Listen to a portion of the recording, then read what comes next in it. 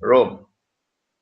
So we now have two Romes. We have one which is Eastern Christianity, Byzantium, which has Russia as its headquarters, and a man named Putin is the new emperor of Byzantium. When he visited Israel recently, he was hailed as the new emperor of Byzantium. And then we have the other Rome, which was pagan, and now is Roman Catholic and Protestant, the Western one. So we have to face an enemy called Rome, which is going to land in that area between Turkey and Syria. And when the armed forces land over there, then this army is going to come out of Damascus to face them. And that's a big war, which we will win. We'll defeat them. And when we defeat them, that Muslim army will then go on to conquer Constantinople. Some of the major events still awaiting to occur in history are the return of Jesus, the conquest of Constantinople, which obviously would be liberation from the control of NATO, and the defeat of a Western army in the area between Syria and Turkey. And all of these have Damascus as their central point. So Damascus does play a very central role in Islamic eschatology. Thank you for clarifying that.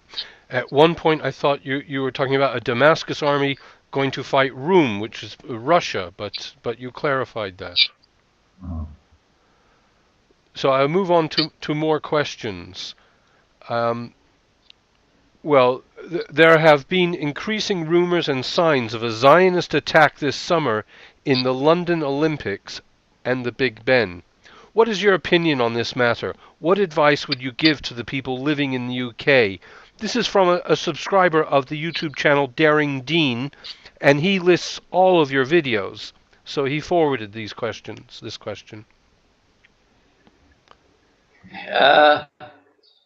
No one knows, of course, with certainty where will the next terrorist attack take place. And all I can say is, yes, it is likely. We know that this is part of their modus operandi, that they perpetrate false flag terrorism and then put the blame on us, so it can give them an opportunity to wage greater wars. What can we do? There's nothing we can do, nothing, to avert an act of terrorism which is planned in secret. We don't know when it's going to take place, where it's going to take place. But the world is not, a haphazardly constituted world, not in Islam. The world is a moral order. There's a God who watches over all things. And in the Quran, He has assured us that they plan their plans, and I plan my plan, and I am the best of planners. And He's given us the assurance that the historical process is one in which truth must triumph over falsehood. Anything established on the foundations of falsehood, like 9/11, there are normal lies, Morris, and then there are great lies, and then there's 9/11. Anything which is founded on falsehood, on deception, on oppression, must eventually be vanquished, and truth must triumph. Justice must triumph over injustice. And so we prepare ourselves for whatever is to come in late July in London with the assurance that no matter how great the deception, no matter how horrendous the act of terrorism may be, in the end, truth must triumph over falsehood. That's our response. Thank you. It was very reassuring. One more question from Daring Dean's channel, from subscribers of his. How do we survive the coming wars? Can remote villages in the countryside guarantee the safety of Muslims from the upcoming destruction of the nuclear clash between Gog and Magog? I think the people who are most vulnerable to be wiped out in the coming nuclear war are those resident in North America and Europe. They're likely to be wiped out. And that's because I believe the Zionists have already exploited modern Western civilization to get all that they needed to get from them. They've used them as guinea pigs to fight their wars for them. And now that Israel is poised to take over from the United States as the next ruling state in the world, it is becoming increasingly inconvenient for Israel to have this baggage on its shoulders, modern Western civilization. The modern Western man has a kind of a mysterious energy in him, intellectual energy. If you look at every single branch of knowledge, modern Western man has extended the frontiers of knowledge.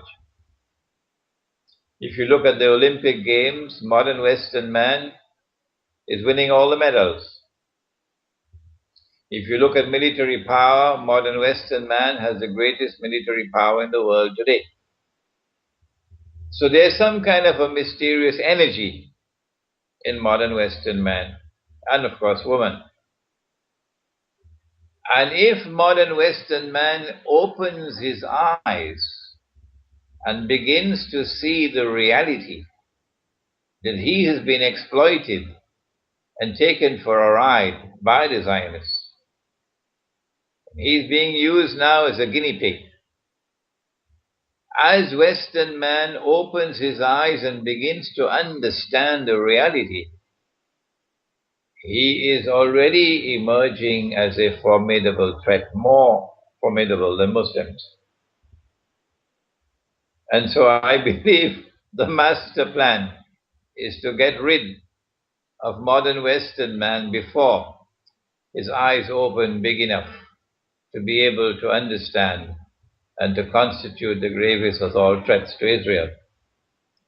The nicest way, the easiest way, the most effective way is to try to foment a clash between the two superpowers. So you have thousands of nuclear weapons being used, one against the other. And that'll be the end of modern Western civilization. What can we do?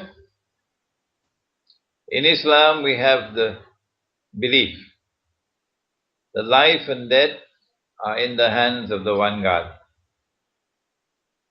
If He has ordained death, then nothing that we can do can prevent death. And if He has not ordained death, then no one can take our lives. It's called faith. And once you have that faith, you can continue your work. Regardless of what's happening in the world, you continue the struggle until the time comes for you to lay down your burden and go into the earth. But it is permissible for you to make a hijrah or migration, to try to move from a place where there is greater danger to a place where there is greater security. And the most vulnerable place in the world to be today and for the next 20 years or so would be in the mega cities. The mega cities. So if you want to survive, your chances are much better if you get out of London and New York and Paris and Chicago and New Delhi and Karachi and Jakarta and go to the countryside. The more remote the countryside, the better. And produce your own food, because food is increasingly becoming contaminated, becoming more garbage than food. And produce your own food and become self-sufficient in food and in water. And this is your best way of surviving. Words of wisdom, dear Sheikh. Let me move on. More questions. Before you move on, Yes. Yes. Are you still going to remain in London? I am going to the countryside 2 or 3 times a week. I have found an oasis. There are videos on my channel just recently on farms. I'm trying very hard to get out, and I meet people in the city that are unhappy in the city. It's not easy to move to the countryside. It takes a new mental approach as well. But before you move, find a wife, please. Don't go to the countryside alone. Oh, inshallah, I wish. I wish. You never know. When it rains, it pours. Okay, Boris. Look, I just have a comment now. It's not a question. It was a comment left on a video, and it grabbed my attention regarding Syria. This is a clear-cut war for Israel. Nothing else. Syria is one army which can take care of Israel. Every American has to look into this angle. Who is benefiting? Neither Saudi or Syria nor America, only one country, Israel. It's either luck for them or it is well played by them. Yes, I think this is correct. That the Zionists are at the root of the uprising. They're the ones who planned it long years in advance.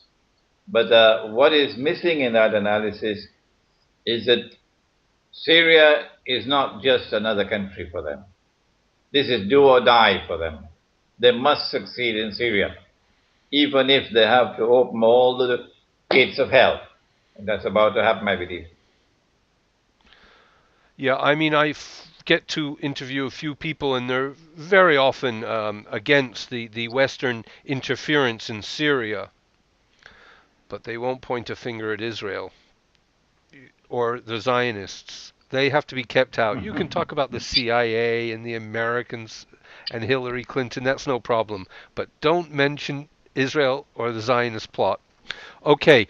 More questions, sir. I would like to know if he thinks Turkey has been secretly encouraging and supporting the anti-Assad terrorists from the beginning. I think this is from Coriana Green. I think she's asking, how long have the Turkish people been, or government been, facilitating the insurrection? I think that the Turkish government I prefer to give them the benefit of the doubt and to think well of them in respect of their hearts, that their hearts are not corrupted. It is that the minds are brainwashed and that they're being used and manipulated in much the same way that modern Western civilization was used and manipulated for centuries. And only now is Western man opening his eyes and beginning to understand and realize true story. So too with the Turkish government. I believe that there was a sophisticated effort of brainwashing, and that at the heart of that effort of brainwashing was a Sufi religious movement based in, which has its headquarters in the United States. They have played a very sinister role. The Mustafa Kemal group of secular Turks already have an alliance with Israel, the Turkish armed forces. And essentially, they're only nominally Muslims. They only have Islam by name. But the Turkish countryside was still Muslim. And it was that Turkish countryside which was targeted by this Sufi movement and brainwashed to produce this government. And this government in turn believes, I believe, that they are doing the right thing. What they did in Libya, they are convinced that they are doing the right thing and this is morally correct. And so it's a case of brainwashing. I don't think that the Turkish government may have been part and parcel from day one, but along the way they were taken on board. It is a Zionist plot from the very beginning, but the Turkish government and the Turkish armed forces were taken on board. Sorry, not the armed forces, the government. The armed forces may have been there long before, but the government was taken on board later. We don't know, we can't say when it happened, but most certainly, the Turkish government is now comfortable with NATO and comfortable that it's doing the right thing. And this is where the danger lies, that they can be convinced that if they give the approval for an armed invasion of Syria, that they'll be doing the right thing. But they're playing a wrong game, because I believe that Putin is going to respond in a manner which will surprise them for the rest of their lives. The Sheikh wants to build villages for only Muslims to live in and have their own system. The globe lived among different people. The Muslims have lived, I don't know what, I'm sorry. If somebody sees something bad taking place, he should not run and ignore it. Otherwise, he will be part of the problem. Is that a fair question that has been presented? Well, I think it's a very stupid thing to build a Muslim village with only Muslims. My language is fairly harsh. I say it's a stupid thing. I think you've answered. Stupid to Good. Build a village for only Muslims. A more intelligent thing would be to build a Muslim village and to invite non-Muslims to come and live with us on the basis of a friendly relationship and on the basis of an understanding of a norm of public conduct. For example, we are turning away from that alcohol-ridden society. We are turning away from that society of nudity and public obscenity. We want to build a clean environment for our children. So to the extent that there are Muslims who want to do that, and we can get Jews to join with us, and Christians and Hindus and Buddhists, and you are not hostile to Islam, and you can agree with us on a code of public conduct, that there is no public nudity in the Muslim village, that you're not going to be drinking and getting what is called stone drunk or binge drinking, not in our village. This appears to me to be an intelligent way to bring together people of different religions, of different tribes, and show that we can live together as a family. But to build a Muslim village for Muslims alone, that's stupid. Thank you for clarifying.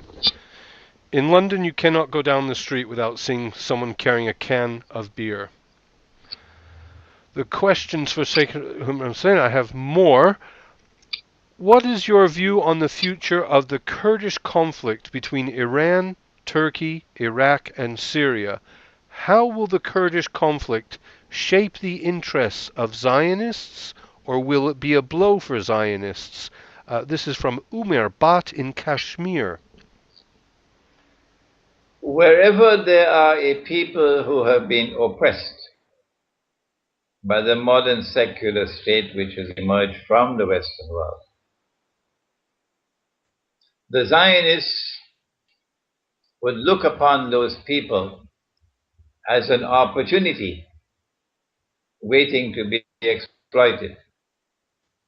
And so the more that Turkey oppresses the Kurds, and Iraq and Syria and Iran, oppress the Kurds, deny them their language, deny them their culture, deny them liberty, the more the Kurds are oppressed, the more likely it is that the Zionists will come along one day and say, we can deliver you.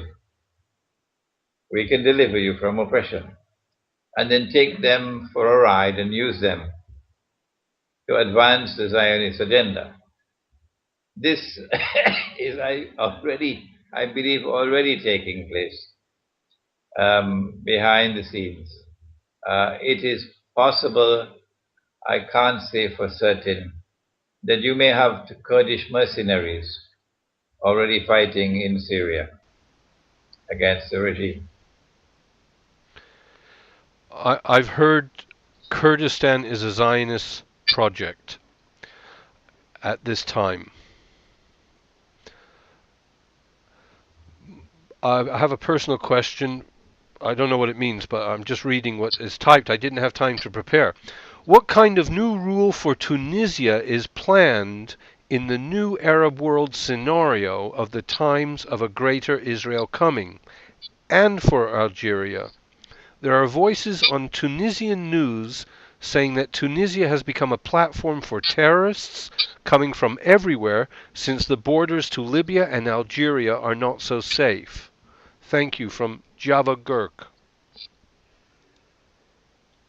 I am not, as they say in French, au courant with what's happening in Tunisia and Algeria and Morocco because my attention has been focused elsewhere. But the master plan is working in that the Islamic, so-called Islamic parties won the elections and formed the government. But they are behaving in much the same way that other so-called Islamic parties and Islamic governments are operating in the Arab world as a result of the elections. And that is that they are acting in a way which is likely to lead them to be exploited by Israel to advance Israel's agenda, to act in such a way eventually that Israel can claim that they now pose a threat to Israel. Beyond this, Maurice, I am afraid I can't comment other than superficially, because I have not been focusing my attention on that part of the world. Okay, perhaps I'll make this next question the last one. There are plenty more. Maybe I'll ask you something afterwards. Can you please ask the following question to Sheikh Imran? Today, Iran and Armenia, the first nation to adopt Christianity as its official religion, signed a security agreement. Does this signify what Imran has been predicting on Islam and Eastern Christianity will join hands? It's a positive sign when Iran can sign a security pact with Armenia. It's a positive sign because it is an event which is moving in the direction of the fulfillment of the prophecy of Prophet Muhammad, Allah's blessings be upon him, that you Muslims are going to make or forge an alliance with Rome. And Rome of the Quran, of course, is Byzantium, Eastern Christian world, and Armenia is part of that Eastern Christian world. But Iran has already forged close ties with Russia. And Pakistan is moving in like an old Ford, now and then stop and go, but moving towards Russia. When the civil war takes place in Turkey, I believe we'll find Turkish alliance with Muslim Turkey, with Russia as well. The conquest of Constantinople can only have one military significance for me. A Muslim conquest of Constantinople to break the NATO grip on the city can only have one military significance, and that is that it opens up the Bosphorus for the Russian Navy to have free passage into the Mediterranean. I can't think of any other significant military implication. And so the security pact with Armenia makes sense. it makes sense, and I believe that Iran is moving in the right direction. What just happened? Pakistan, you mentioned it, and it has just opened the passage of NATO troops, it's whatever, NATO supplies again into Afghanistan. It, when so clearly the majority of the population are against it. What is the situation in Pakistan? The Pakistan armed forces succeeded in extracting the price that they wanted. It's a question of US dollars. And they got the US dollars that they wanted. I think it's more in excess of 1 billion US. In excess of 1 billion US. And they're now hoping that they can ride the tide of internal resentment in the country. But time will tell. Well, Sheikh Imran Hosein, seriously, I could talk to you for a lot longer, but we have been going an hour almost, and maybe we should stop here. Otherwise, I would gladly ask you, what is the ISI doing in Afghanistan? Is it supporting the Taliban? I have many more questions. I think it's better for us to stop now because there's just this much that our listening audience can digest. Yeah. And I don't know much about the ISI, and I don't use the name Taliban at all. I only speak about the authentic Islamic resistance to oppression in Afghanistan. Yeah.